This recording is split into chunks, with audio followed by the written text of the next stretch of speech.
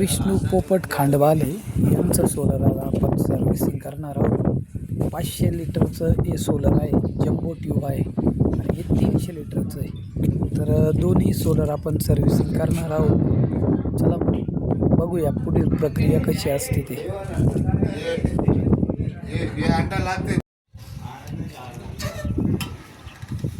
बघू शकता मित्रांनो, एवढं मोठं सोलर आहे। अभी नहीं क्या?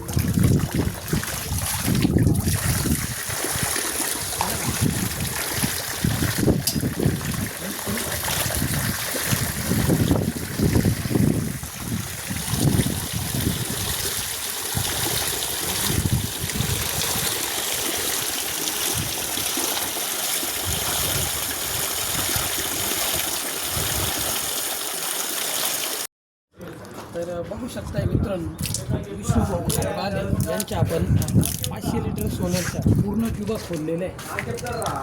आपल्या कामामध्ये कुठल्याही प्रकारची काटकसर नाही आहे। शेवटची ट्यूब आहे, बघू शकता याच्यामध्ये या प्रमाणात घाण तयार झालेली आहे।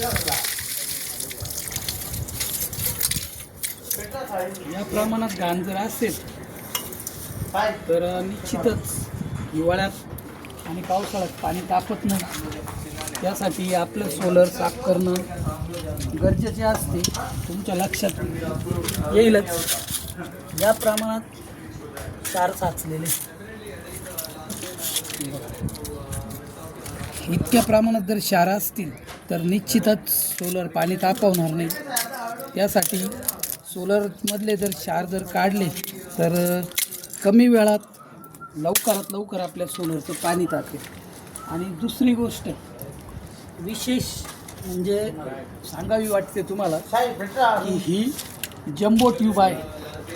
तुम्ही बघू शकताय माझ्या हातामध्ये जी ट्यूब आहे ती सर्वात जम्बो ट्यूब आहे। यापूर्वी यायच्या या पद्धतीच्या ट्यूबा, आता या ट्यूबा बंद झालेल्या आहे। बघू शकताय तुम्ही, हातसुद्धा माझा कमी पडतोय, या प्रमाणात ही ट्यूब आहे। तर आपण कामामध्ये कोणत्याही प्रकारे काटकसर न करता सोलरच्या सर्व ट्यूब खोललेल्या आहे। खोललेल्या ट्यूब आपण या साईडला ठेवल्या आहे। तर प्रॉपर अशी आपण सर्व्हिसिंग करून ट्यूबा लावणार आहोत। तरी ज्यांना कोणाला आपले सोलर साफ करायचे असतील त्यांनी संपर्क साधा। तसेच नवीन सोलर घ्यायचा असेल त्यांनी देखील संपर्क साधा। बघू शकताय तुम्ही, आपल्या रेड रेन कंपनीचेच सोलर आहे। हे 300 लिटरचं आहे आणि हे 500 लिटरचं आहे। पूर्वी विष्णूभाऊ खांडवाले यांना आपणच सोलर बसवलेलं होतं। त्यांचं पाणी तापत नसल्या कारणाने त्यांनी आपल्यासोबत संपर्क साधला। तर बघितला असता या प्रमाणात 500 लिटरच्या सोलरमध्ये क्षार साचले होते आणि जे काही 300 लिटरमध्ये होते ते मागच्या साईडला तुम्ही बघितलेच। धन्यवाद।